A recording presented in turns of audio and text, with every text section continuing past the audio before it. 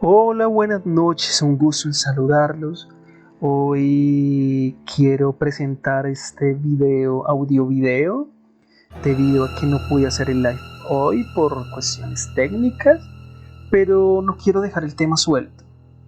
Entonces hoy vamos a abordar lo que es el género gótico en la literatura.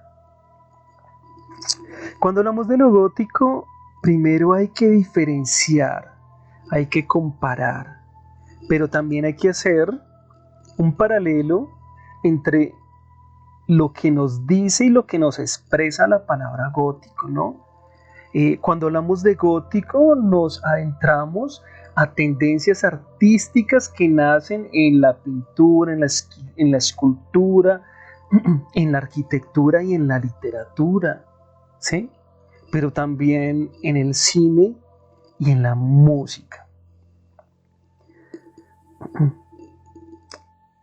Ya adentrándonos un poco a este concepto de que lo gótico tiene también ciertos paralelos, también tiene ciertas diferencias. mm, es bueno de pronto adentrarnos en la Francia de 1140, donde se alza el primer monumento gótico, la Basílica de Saint-Denis. Y es en este momento en el que conocemos lo que es la arquitectura y la escultura gótica. Es muy importante porque la gran referencia del arte gótico también la tenemos en la pintura, ¿sí? También lo tenemos en el cine, pero lo tenemos también, o es muy importante, creo que es el eje central, es en la arquitectura gótica. Entonces tenemos que siempre referirnos a Saint-Denis como la primera basílica que expresa lo que es la arquitectura gótica. Ya de ahí para adelante vamos a encontrar diversas construcciones, diversos templos, diversas catedrales, diversas iglesias que tienen esta misma estructura, que es una relación con el espacio, una relación también con su forma, una relación también matemática en su estructura, en su planeación, y también una elaboración especial en las esculturas que acompañan las iglesias y las catedrales.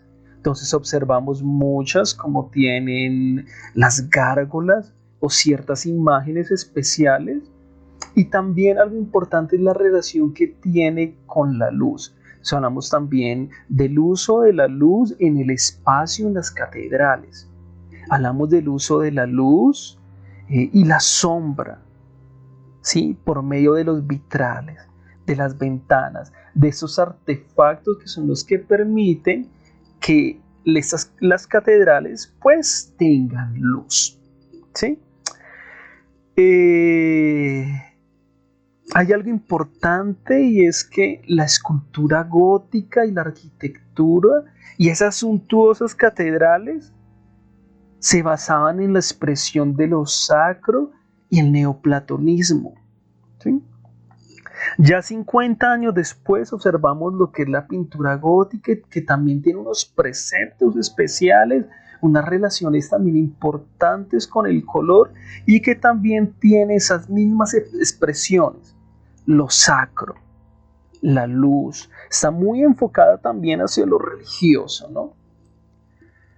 Pero tenemos también algo importante, y es el gótico en la literatura, que es lo que se basa esta pequeña charla. Y el gótico en la literatura está guiado por unos arquetipos que anteceden también al género. Estos arquetipos están ligados a las tradiciones orales de los pueblos, a las historias, a las narraciones, a los mitos, a las leyendas, ¿sí? De los pueblos europeos. Entonces, como acá en Colombia o en algunos países de Latinoamérica tenemos unos arquetipos que están ligados también, digamos, como al miedo en las leyendas, pues tenemos a la patasola, al moana, la candileja, la madre monte. En los pueblos europeos también tienen unos arquetipos, entonces tenemos al vampiro, al hombre lobo, tenemos ciertas imágenes. Estos son estos arquetipos, que hablo de arquetipos citando también un poco a Jung. Él nos habla de los arquetipos ligados al inconsciente colectivo, nos habla de los arquetipos en el tarot, que esto es muy importante, el arquetipo en el tarot, y lo tomo de ahí, es porque estos arquetipos en el tarot, él nos dice que son símbolos que están conectados a nuestro inconsciente colectivo, a las diversas culturas, en todo lado, y que los reconocemos, ¿sí? También tenemos estos arquetipos en el género gótico, en la literatura de terror, de miedo, y que están ligados también a nuestro inconsciente, están ligados a los diversos pueblos indoeuropeos y a los diferentes mitos y leyendas, ¿sí? Entonces tenemos el vampiro, tenemos el hombre lobo, las casas desoladas, tenemos los castillos y tenemos, bueno, un sinfín de arquetipos que son los que le dan vida al género gótico literario y poético, ¿sí?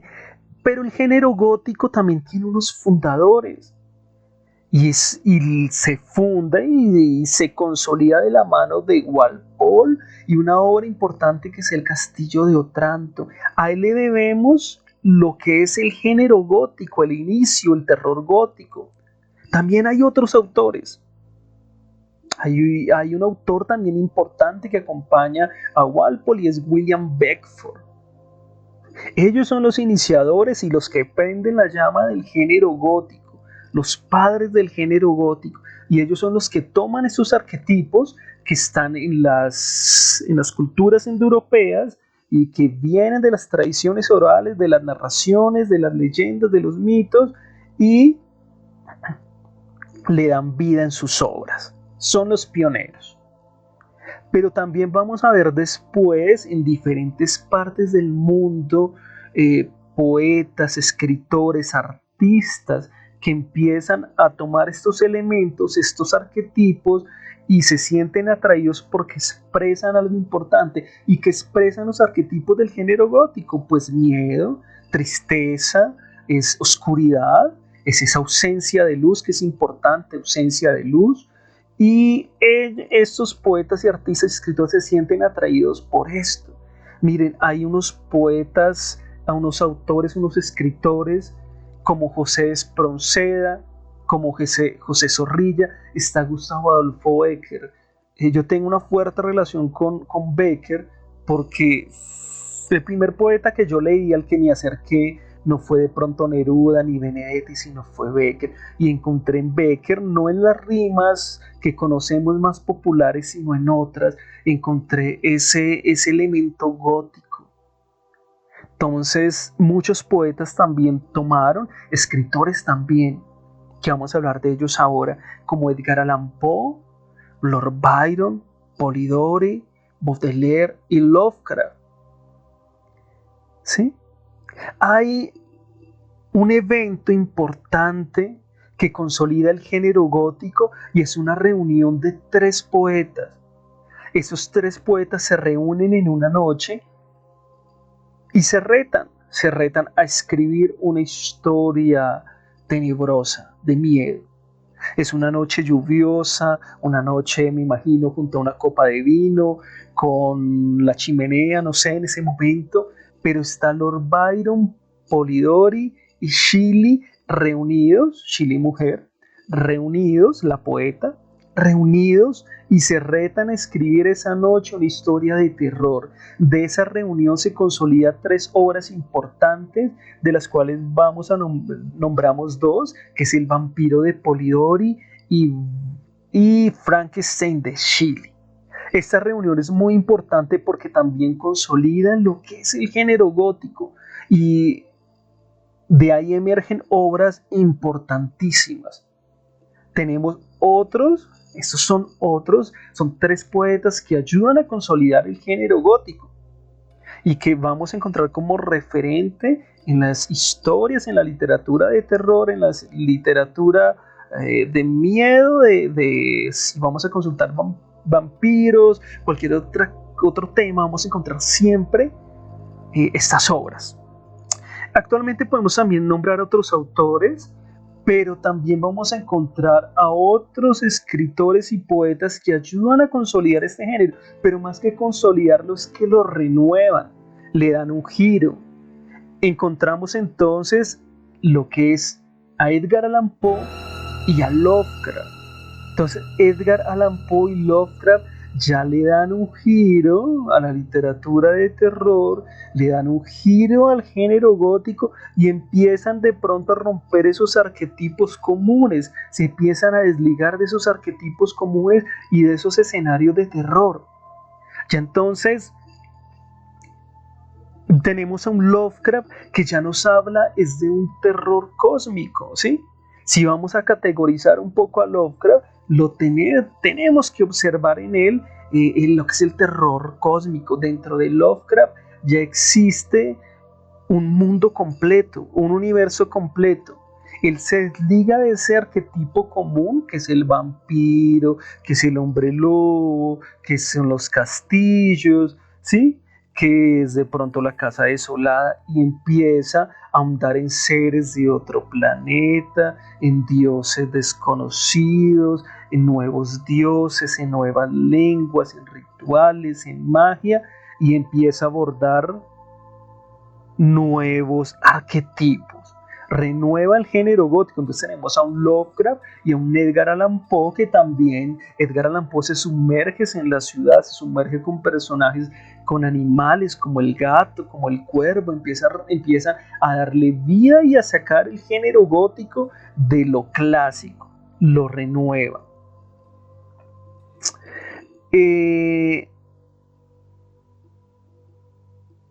Encontramos entonces también los aportes de Lovecraft y de Edgar Allan Poe, pero también más actual.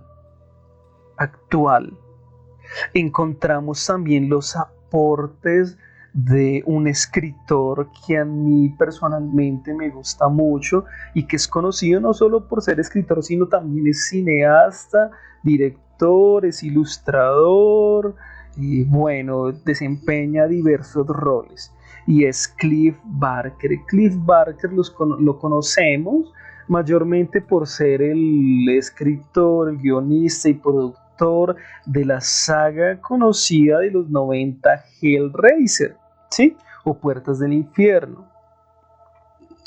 Esta película es una película de culto, donde él interviene, si no estoy mal, en la 1 y en la 2 y en parte de la 5. Ya las otras se desligan de Clive Barker. Y si vamos a hablar un poco de las otras partes, porque Hellraiser, ya la película, va hasta la parte 10 en una secuencia de 10 partes, y ya las últimas pues no tienen nada que ver con lo que fue la idea de Barker, ¿no? Y son más un compromiso de Dimension Films, y que la verdad nos deja mucho que desear, ¿sí? Pero entonces, andando en Clive Barker, también él renueva y también cambia y le da un giro también. Él es uno como de los renovadores también del género gótico, ¿no? De terror, y lo cito porque él también se desliga. Lo que hizo Lovecraft, lo que hizo Poe, también lo hace Barker, pero también se desliga no solo del género gótico clásico, sino también de los aportes de los renovadores del género gótico, ¿sí? Entonces ya tenemos que el escenario de Barker es la propia ciudad. Para él hay un mundo paralelo donde está inmerso esos seres, que por una forma, por un momento, por una situación, se abre esa puerta y entran a nuestra dimensión, a nuestro mundo. Quiere decir que el terror de Barker convive con los seres humanos, no se abstrae un castillo, no está lejos, no, está ahí presente. Y no hay mayor terror, nos dice Barker, que la propia ciudad. Y él quería un escenario donde viviera, pero viviera en lo que es la ciudad, los edificios. Entonces por eso vemos también en Hellraiser o en sus diferentes obras, también vemos Cabal, que los personajes o los mundos paralelos están en la misma ciudad, ¿sí? Vamos a citar un poco lo que es Cabal, que le da vida también a una película de culto que es Razas de la Noche, si no estoy mal, también en principio de los 90, estamos hablando del 86, y donde estas razas de la noche viven en una ciudad, en un mausoleo, en un cementerio muy gótico. Recomiendo que la vean y observen el cementerio donde viven las razas de la noche. Y las razas de la noche viven en un cementerio llamado Midian, ¿sí? Y este es el mundo de Barker, ahí está Midian, las razas de la noche. Entran por una cripta, por una tumba y se sumergen en un mundo subterráneo. Ahí están. ¿Mm? Y en Hellraiser pasa lo mismo. En Hellraiser pasa que, pues si vemos el libro de Barker, yo lo tengo, lo pude conseguir bajo una editorial peruana, la cual hace poco pues publicó las versiones de Barker en español y publica lo que es El Corazón Condenado. Y en El Corazón Condenado encontramos también que los cenobitas, que también los vemos en la película de Hellraiser, tienen su entrada al mundo natural por la caja de Le Marchand. Entonces, cuando se abre la caja de Le Marchand, cuando el explorador del placer, porque Barker nos habla en sus libros de que los cenobitas o estas personas que se sienten atraídas por la caja de Le Marchand son exploradores del placer, ¿no? Así son los cenobitas. Abren esos mundos con la configuración de lamento y permiten la entrada de los cenobitas. Entonces se abren, se corren las paredes, entra una luz y están en nuestro mundo estos seres. Este es Barker también, renovador del género gótico. Pero también no podemos perder de vista a otros autores que también, o sea, son importantísimos junto a Barker, y es Anne Rice, una norteamericana que tiene una saga importantísima y que también configura en la actualidad el género gótico, y que la conocemos porque una de sus obras llegó al cine, que es ¿cuál? Entrevista con el vampiro. Sí, entonces tenemos Entrevista con el vampiro, tenemos Lestat, tenemos las crónicas vampíricas de Anne Rice. Anne Rice también le da forma al género gótico, es una de las también de las que junto a Barker, bueno, Barker es más de terror, ¿no? Más de terror crudo, profundo, pero entonces Anne Rice toma esos iconos, ella sí toma los iconos clásicos del vampiro, los trata o sus obras están enmarcadas, pues bueno, es escritora de este tiempo, pero utiliza así los iconos clásicos del género gótico, especialmente el del vampiro. ¿Sí? Entonces Anne Rice es importante y Barker también es muy importante. También tenemos autores que empiezan a emerger más o menos, si no estoy mal, estamos hablando del 2005, 2006, pero que se desligan y que para mí son un fiasco y son un fracaso en el tema de los vampiros, y es que ni quiero nombrarla, pero es el libro y el que también llegó al cine con las sagas de Crepúsculo, Luna Nueva y todo esto, pero para mí no son un referente del género gótico, son un fiasco y es algo malísimo, sí, malísimo, que no lo quiero tocar, lo cito acá, es porque la verdad las obras de Meyer para mí relacionadas a lo gótico no tienen nada que ver y son más una saga de novelas juveniles que en realidad no expresan lo que es el género gótico ni la literatura de terror. Pero hay una autora así colombiana, si no estoy mal, que es caleña, que también en el, más o menos, si no estoy mal, estamos hablando del 2008, 2007, 2009, da vida a una obra que es Vampire, es Carolina Andújar, ella es caleña y también la recomiendo para que la lean. Los que también quieren investigar un poco del género gótico, la literatura, y ella también sí toma los arquetipos, también como los toma Anne Rice, los arquetipos clásicos, el arquetipo gótico de los vampiros, y los explora muy bien en su obra. Entonces tiene una obra bellísima que es Vampire y los invito a leerla. Y es más que es colombiana. ¿Sí? Bueno, ya para entrar un poco quiero tener un espacio no solo de charla, sino de poder leerles algo,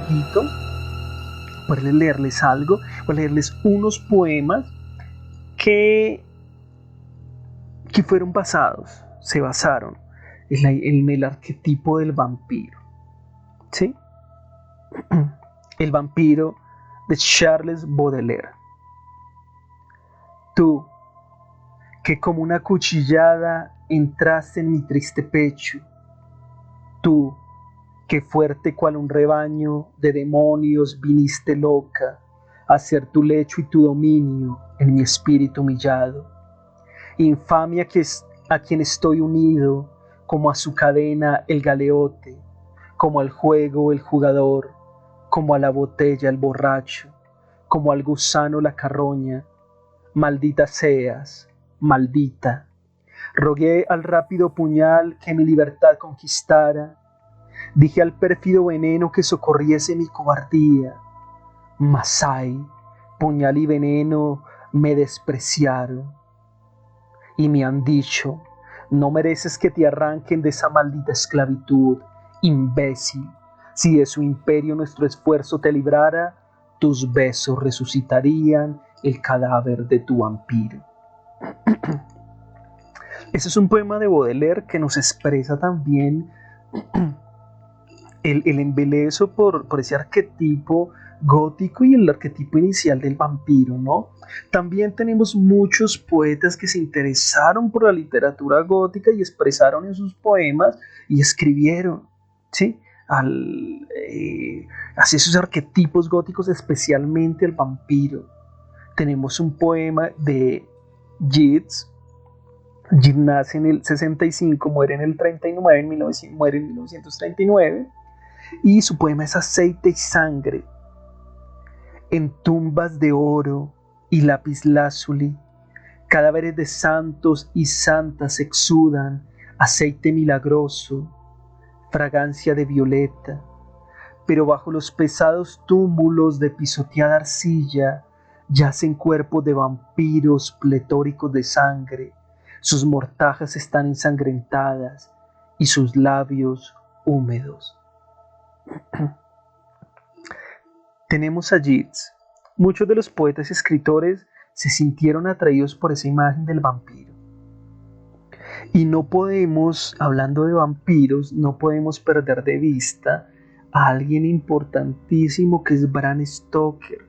Bram Stoker también es el escritor principal, ícono, que configura, y él es el que modela, esboza y le da una sintonía especial al vampiro en su novela Drácula.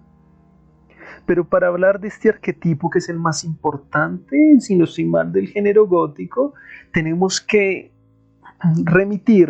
tenemos que viajar a la antigua Rumania y enfrentarnos con una palabra o un ser especial que es el Strigoi. ¿Sí? El Strigoi es el ancestro del vampiro.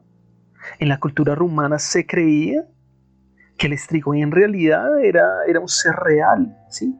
Era un ser que robaba las almas, las energías y la sangre de los vivos. Y ellos también tenían esos rituales de la estaca en ese tiempo y de ciertos elementos y herramientas donde se protegían de este ser. Entonces Bram Stoker va o viaja hacia estas narraciones orales, hacia estas leyendas, hacia esos mitos que configuran el Strigoi, y lo toma para sí y lo toma para su obra. Y de ahí viene el Drácula. También sabemos que también se basa no solo en este ser que es propio de las culturas y de las culturas indoeuropeas, también se basa en un hombre real, que es el conde Vlad Tepes, que es un conde de la antigua Valaquia, el cual para Hungría, para Rumania, no es como lo vemos en Latinoamérica, no es como lo vemos acá como un monstruo, el cual empalaba así, él hacía todo eso, y tenía rituales, rituales, los hablo en su momento de guerra, en su momento de enfrentarse con otros ejércitos, pues totalmente macabros, pero para Europa, para todos esos países como Hungría, Rumania, Vlad Tepes es un héroe, ¿sí? Entonces Vlad Tepes era un hombre descarnado, era un hombre fuerte, pero si no fuera por Vlad Tepes, fue el que detuvo las tropas invasoras y el que cerró la puerta para pues que no ingresaran y no llegaran a otros puntos de pueblos importantes y de epicentros europeos. Miren, a mí me causa impresión el Strigoi del que se basa Stoker, porque él toma, como comentaba, este ser, pero es importantísimo en su vida. Y pasa algo inusual hasta paranormal en la muerte de Stoker, y es que cuando está muriendo Stoker, sus últimas palabras no fueron palabras evocando un ser querido, evocando algo, no, sino las últimas palabras de Stoker en su lecho de muerte son ¿cuáles? Strigoi, Strigoi, Strigoi. Repetí esta palabra señalando a un lugar remoto de su cuarto donde él estaba muriendo, acostado en su lecho, en su cama. Señalaba y repetía esta palabra como si alguien estuviera presente en ese momento, como si lo estuviera mirando, o como si él pudiera ver ese vampiro. Eso nunca lo sabemos por qué Bram Stoker pues dijo esas palabras. Es impresionante.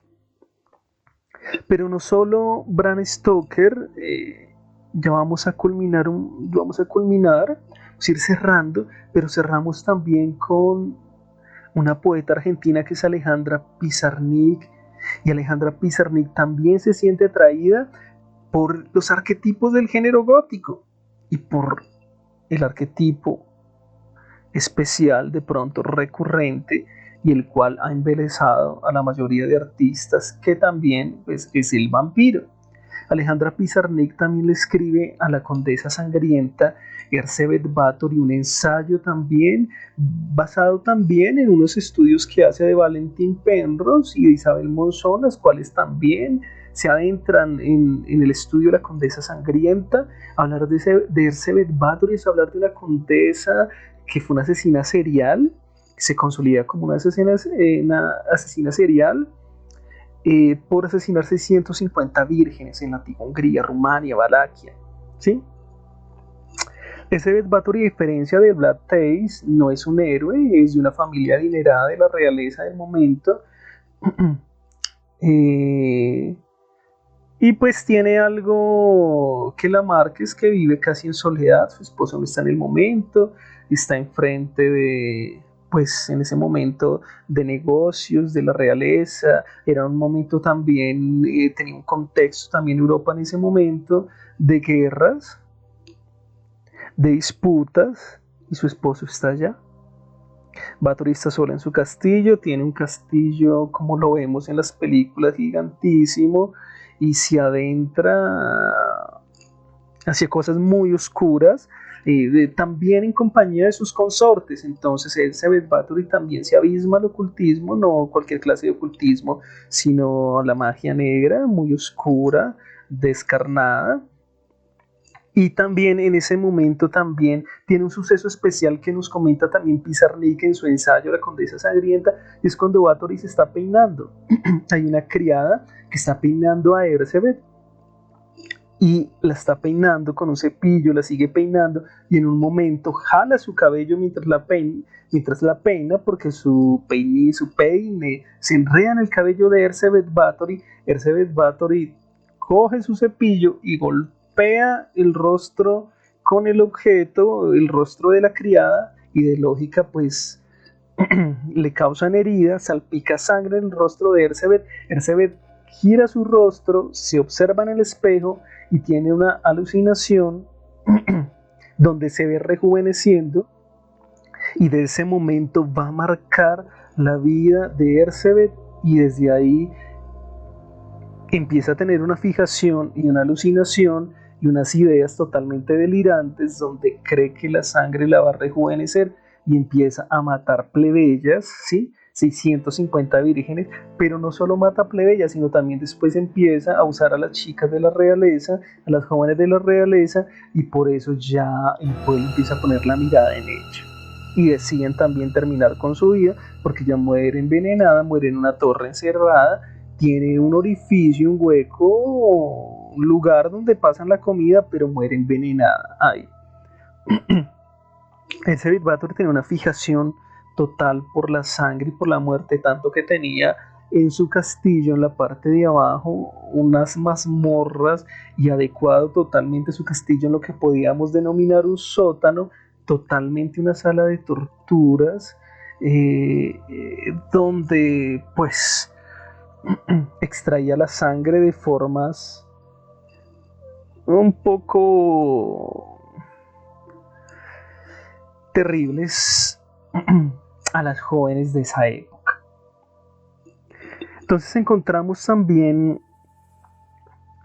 en nuestro recorrido, en nuestro breve recorrido de casi media hora, encontramos los arquetipos, y encontramos también autores que dieron forma al género gótico y que aún siguen dándole forma, y que vendrán también, esperemos que vengan nuevos autores, nuevas obras, que también renueven, pero también a veces necesitamos que no solo renueven, sino que también tengan un proceso de regresión, ¿sí? Porque a veces cuando buscamos renovar mucho, caemos en errores, como les hablaba ahorita, de ciertos autores que ya pues se desligan de lo que en realidad es el género gótico.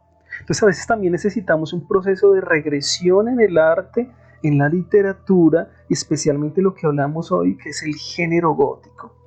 Espero que les haya gustado esta pequeña conferencia, narración que pues les ofrezco a cambio del live que iba a hacer hoy.